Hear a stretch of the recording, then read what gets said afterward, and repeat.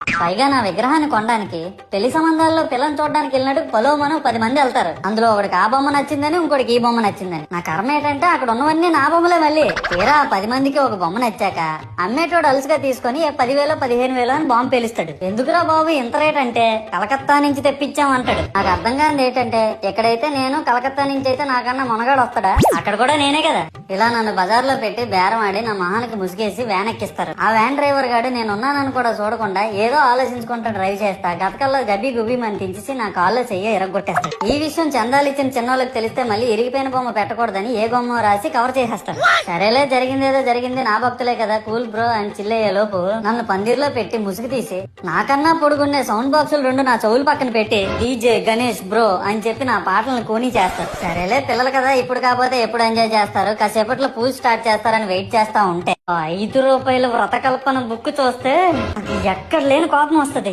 ఏరా నాకు అర్థం కాదు, ఎన్ని సంవత్సరాల నుంచి నా పూజలు చేస్తున్నారు, ఒక్కడికి నా కథ గుర్తుండదేట్రా యాదవ్ వల్లారా. ఓ నా బుక్ లో చూసిన దాన్నైనా తిన్నంగా చదువుతారా అంటే అది ఉండదు. ఏదో బాగా అటర్ ఫ్లాప్ అయిపోయిన తెలుగు సినిమాకి రివ్యూ చెప్పినట్టు చదువుతారు ఒక్కొక్కడును.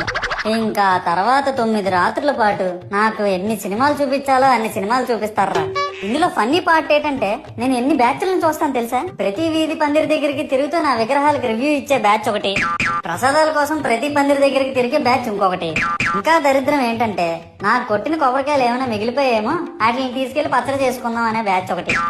ఇవన్నీ చూస్తూ 9 రాత్రులు గడిపాక సరేలే సాయంత్రం అనిపిస్తారులే అని కాలు మీద కాలు వేసుకొని కూర్చుంటే అప్పుడు మొదలవుతాదిరా నా నిమజ్జనం వ్యాన్ ముందు 90 వేసి నాగిని డాన్స్ చేస్తారు.